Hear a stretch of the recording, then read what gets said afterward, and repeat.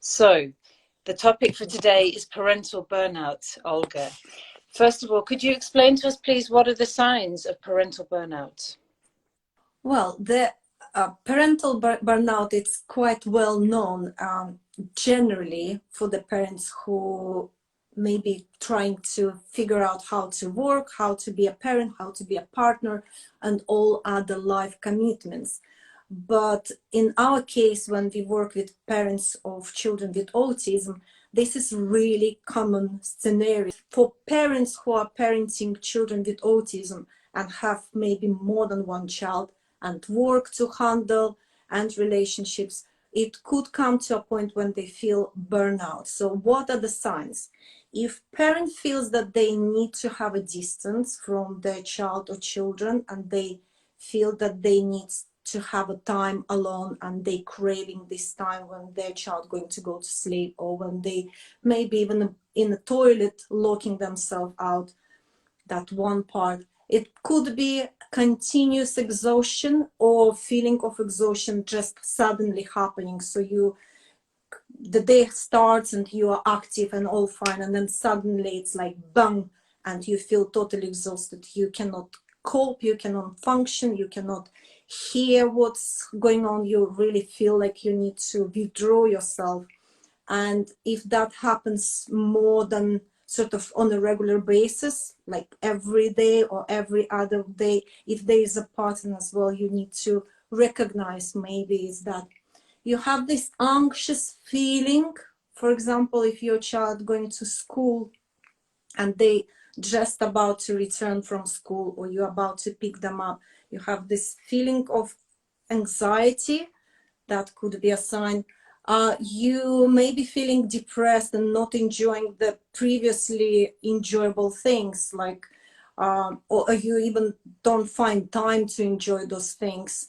Then doubting your abilities, doubting your parental abilities, and doubting your decisions. Short temper or irritation, mostly towards your children or your your partner, could be as well sign.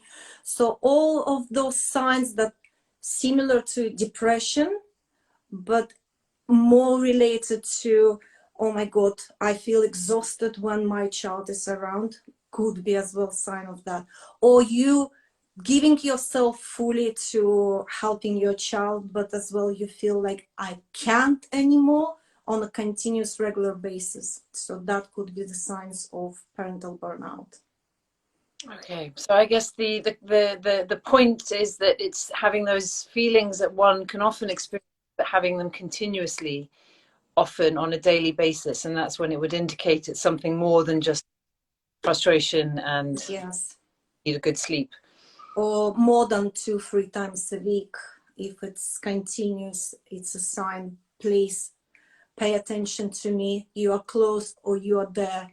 So really start paying attention to your well-being. Yes. And fantastic, thank you. And why does parental burnout happen? Well, again, we're going to specifically talk about parents with children with autism. First of all, we need to understand as parents that our experience of raising atypical children, it's atypical parental experience. And whatever other professionals or parents going to say, oh, that's normal, my child doing that as well. Many parents who raising typical children, they not exactly they cannot be even aware of the extent of what is your experience. So if you are raising a child with autism or neurodiversity, your experience in the first place is very different. So any typical book of parenting or typical advice that you may get from other professionals or parents for typical parenting would not apply. And you are very often juggling a lot of plates, you're spinning a lot of plates, you're very often running to hundreds of different appointments. You are the assistant manager, you are the therapist, you doing lots of things, helping them hopefully to communicate, to talk, to speak, to socialize. You are dealing with something that you even yourself don't understand. And when you're looking outside for advice and support, you are getting advice and support that you already tried most of the times, and you already done it. And then you starting to doubt yourself, and you do so much that it becomes just too much in your everyday life. And if you are trying to help and socialize with your other typical children and manage to do that and work, it's just simply becoming too much. Okay. So yes, so it's understanding that, yeah, the frustration of having a child who doesn't fit the mold of most children, although neurodiversity is on the rise, isn't it? It's quite prominent, but not everyone fits the textbook. Exactly. And Yeah. more often here, the child doesn't fit the textbook. So how would this affect your family if you have a child with autism? All right. So parental burnout, it's a huge challenge for whole family, for parent in the first place, but as well for your child or other neurotypical siblings in your family. If, as we described, if you have all these symptoms and you're trying to withdraw yourself, you're as well possible that your attention is not as uh, accurate as it needs to be. Your functionality as a person, as a parent, it's less. You possibly less affectionate.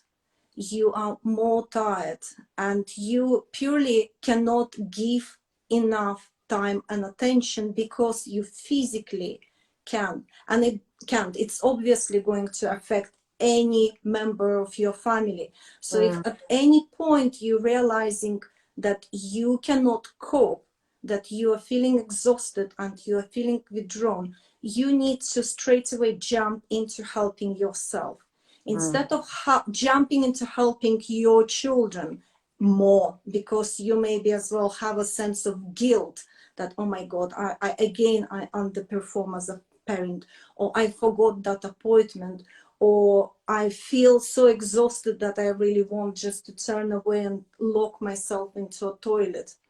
mm, If you feel that way, don't try to compensate doing more.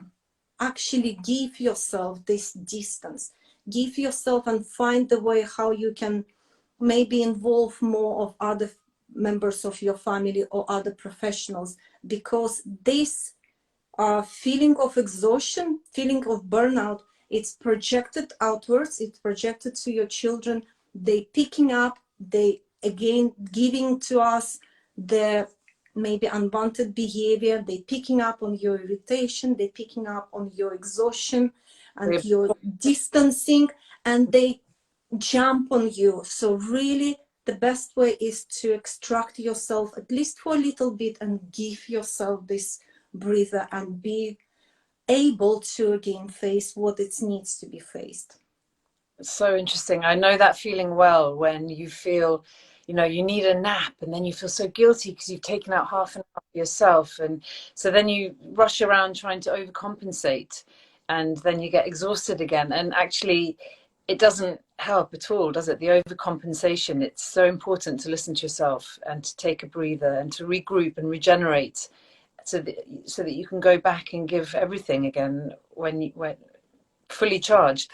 Yeah, exactly. And as well, it affects how you perform yourself with other professionals, with teachers, possibly with therapists, and you give as well that aura of overexhausted, unable parent, uh, Yeah. unable who unable to function, and this creates sort of vicious circle. They as well give the feedback to you, maybe you're not coping, we putting burn on ourselves that, oh my god, I'm underperforming, we putting this guilt on us, and it just creates the vicious circle. Mm-hmm. That's so interesting. Um, and so, how to prevent it? Where do you start? You know, when you're feeling completely overwhelmed, you feel like you're under a ton of bricks. Everything needs doing on a practical level. Emotionally, you're overwhelmed. Your child is in a very difficult place, both emotionally and academically, and all. You know, everything is just a mess. Where do you start? Yes. Ideally, I would say don't start there when everything already falling apart. Ideally, if you can identify at least little bells before it starts, that would be ideal. It's like, oh my God, I may be getting towards that direction. But if you're already there, first of all, I always say, just breathe, mama.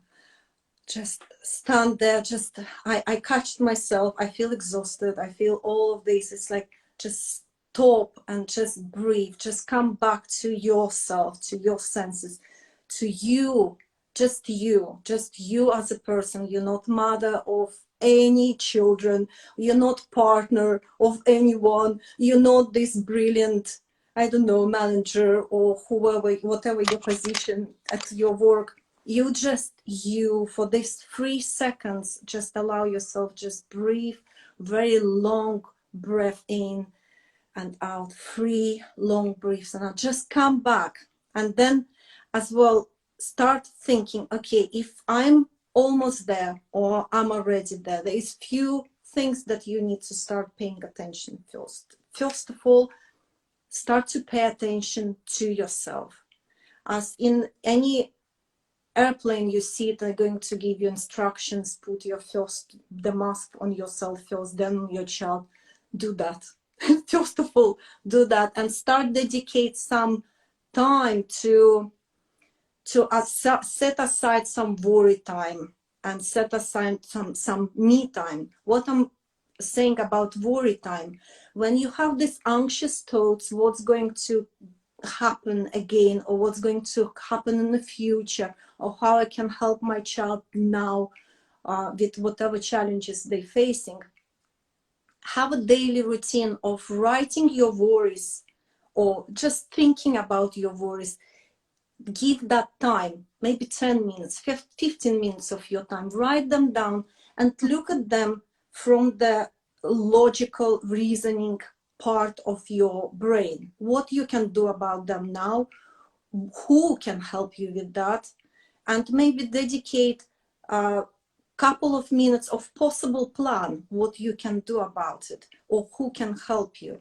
And then dedicate very specific me time on a daily basis. You are giving all this time to everyone, to your work, to your spouse, to your children. You freely giving it to everyone. But if you start giving at least 5, 10, 15 minutes, 1 hour a day to yourself and start nurturing this person, this vehicle who is taking care of everyone and on whom depends so much. Your child's well-being depends on your well-being, and that's what you need to recognize for yourself and start giving that attention to yourself. So me time could be just getting up a little bit earlier in the morning and start giving yourself this nourishing water, breakfast, some breathing space, some thinking how your day could be. And if you have this worry, write it down. Don't keep it in your head, cluttering your brain. Talk to someone, talk to your friend, to your family member who you can trust, who you can trust that they're not going to judge you or jump with advice and say do that or do that, because you tried all of that already. So just if you have someone who you can say, look, I don't need any advice, I don't need any suggestions, I just need somebody to listen to me so I can run freely, I can sell everything what I want, and you're just going to listen and nod. That's going to be good enough for me. And if you find someone like that, just use that opportunity, because people want to be helpful. Yeah, People want to be helpful, but very often they don't know how to help you. yeah. You have a challenging family circumstances, family situation. They have no idea what you need, how to help you. So if you tell to them, listen, I just need to talk, just talk to them. Another part, really useful, and I tell that to every parent with special needs children, find support group, find peer support group who have similar challenges. Don't go to a generic parent support group, because generic parenting, it's not your case scenario. Go, for example, to autism parent support group or ADHD parent support group, where you have other parents and professionals who know what you're experiencing, who know what you're going through, and who maybe went through the journey before you, and they can share with you some really practical, life possible in your circumstances tips that you can start applying. What else? Improve your sleep. If I know that if you are at the brink of burnout, or you are there, possibly as well your sleep is disturbed. For that, really do everything you can do to improve your sleep, which means good diet, don't eat before sleep, exercise, get serotonin and get the natural light into your eyes in the morning, and all that. It's lots of guidance online you can find how to improve your sleep, and it's your duty to do it for yourself and for your children. What else? You can try not to do everything. I know it's very possible that it's not yet in your mindset, that you think I am the best parent and I need to be the best parent, and there's so many things I need to do. Just try to delegate, and as well try to hire and find professionals, or fight to get professionals for your child who knows what they're going through. Hire extra help. If you're not able to hire extra help, involve other members of family. Don't try to be everything for everyone, because again, your parenting is atypical, and you need to find that time for yourself. And if you do everything and you burn out, then you would guess what? You would not be able to do anything. So better delegate it before it's too late. Otherwise, it's possible personal catastrophe you're facing. Yeah.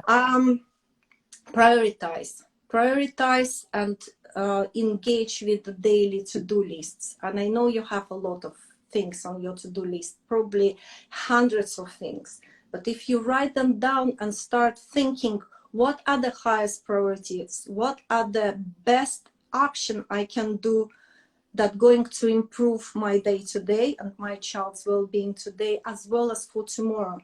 And in that to-do list, maybe as well put on a regular basis until you find this extra help, who else can help you, these additional people, and finding them. So it's a long-term to-do list, helping yourself right now and into the future. And as well involve, sorry? You're creating a strategy essentially. So Yes. having all these things, where do I start? You know, I need to do my sleep, I need to this, I need to write it all down, and strategy in front of you of who can help, what can help, what you can do for me time, who you can delegate to, you know, what, when you worry time, valid time, just having it, Exactly. and yeah. Exactly, and writing, and many times I repeat and write it down. Don't try to keep it everything in your head. You have a lot in your head. You have lots of things to think about, to plan about. Get it, write it down. Don't keep the worry and to-do lists in your head. You're going to be more effective and more efficient. And the lastly but not leastly, really involve other help, involve therapists or coach who can help you to do all these things, to help you to prioritize, to find me time, to find solutions and ways you can quickly restore yourself, how you can extract yourself from different, maybe emotionally challenging situations, how to deal with meltdowns, burnouts of your children, and all the other things that are going on with your child and within your family. If And you also, find it right now challenging to cope, yeah, hire someone who is going to be able to give you this distant view of your situation, and start putting practical things in place that you actually start getting yourself out and either preventing yourself from burnout, or getting into that, getting out of burnout if you're already there. exactly. And also, I suppose by enlisting professionals or joining membership like the one that we will be offering at Puzzle Tree Academy, or our 3-month signature program, you also gain accountability.